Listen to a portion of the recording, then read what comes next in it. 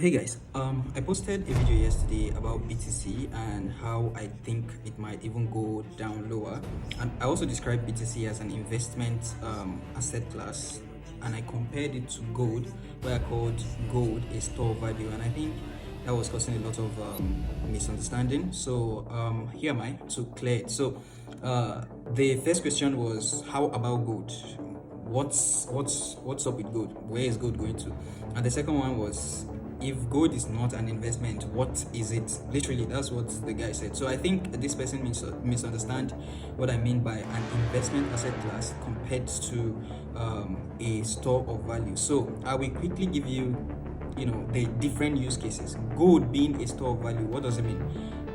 When there is a heightened level of uncertainty in the geopolitical space, for example, when countries are planning to go to war, or when there is a possibility of a war, it is a very bad choice of investment to go and put your money in currencies or in stocks. You understand? So for example, let's say United States was to go to war with Russia. You cannot put your money in a Russian currency or in the United States currency. At the same time, you cannot go and start buying stocks of companies that are in Russia or USA. You cannot say you want to store your money in those stocks, because if the war was supposed to, for example, look at what is happening in Ukraine right now. Nobody is going to be buying a Ukrainian stock or a Russian stock that is affiliated or that is bound to be affected by the war in Ukraine, right? So because the war is definitely going to affect the stock of those particular stocks. For example, you cannot go and start buying stocks in Tesla or Amazon or anything, because if there's war in the country, definitely they are going to be affected. Now, people turn to gold as a store of value because that's the reserve currency for the entire world. It is where every other country are making their reserves. So for example, it's just like saying you are making you are locking up funds. If you have to put your money, or if you have to bet on your survival, gold is the one that even countries are using to store the value. So you see every country is saying things about gold reserve. That is what it means, and that is the real world use case of gold. So it is bound to grow when there is uncertainty. Now BTC, on the other hand, it is yet to find its place. It's yet to cement its place. Apart from the blockchain application of crypto related asset class, the blockchain itself, that is the technology behind crypto, the crypto itself, apart from gambling and transactions, which are till date not yet fully accepted by many countries, or they are trying to kick against it, or the only reason why Bitcoin is surviving right now is because blockchain is not something that they can stop. If it was something that they could stop, they would have stopped it like already.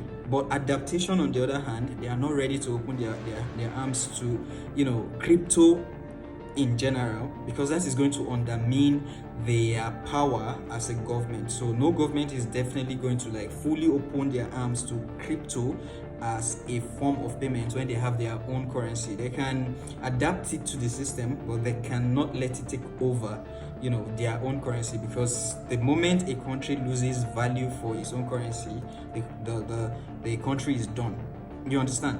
Now, gold, on the other hand, is bound to grow even more when there is uncertainty. So people, as someone was saying, even in the comment section, that, but when I put money in gold, I make money. Yes, just because you sleep in a house does not mean that is what it is built for. You can actually sleep in a garage, but it's actually built for a car. So you can make money on gold by storing your money in gold, but it doesn't necessarily compare to people who actually hold gold. They hold it for safety, all right, not because they are eager to make gain. They just know that the value of their funds is not going to reduce. That said, going with everything that has been happening so far, you have seen cases where you keep seeing big countries coming out to announce a lot of you see something like China at mid 2025 announcing that they have discovered a large volume of gold, and then it begs the question, why is the surplus not reducing the price?